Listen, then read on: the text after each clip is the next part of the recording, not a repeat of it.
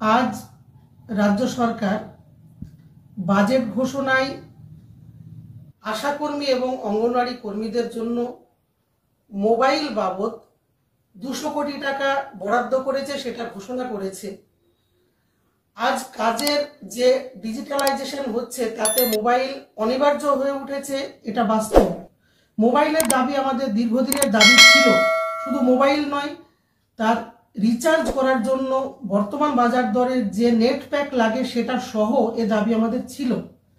কিন্তু আমরা মনে করি আজকে আশাকর্মী অঙ্গনওয়াড়ি কর্মীদের কাজ আজকে এই ব্যবস্থাতে যেভাবে সমস্ত কাজে তারা অনিবার্য হয়ে উঠেছে, যে গুরুত্বপূর্ণ পরিষেবাটা তারা দেয়, তার নিরিখে বর্তমান বাজার দরের নিরিখে তাদের মাসিক ভাতা বৃদ্ধি করাটা খুবই জরুরি ছিল।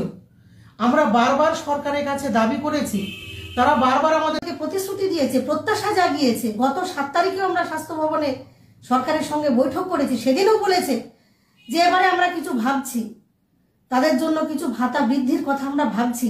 কিন্তু আজকের বাজেটে দেখলাম অত্যন্ত হতাশাজনক, কর্মীরা খুবই হতাশ হয়েছে। আমরা মনে করি এই বাজেট আশাকর্মী অঙ্গনওয়াড়ি কর্মীদের স্বার্থের বিরোধী একটা বাজেট হলো।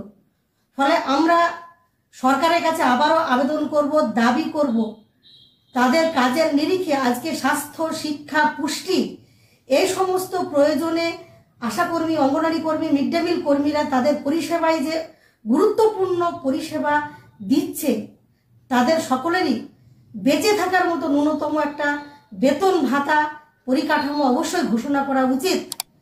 আমরা এর পরেও আশা করব সরকার নিশ্চয়ই এই প্রয়োজনটা ভাববেন।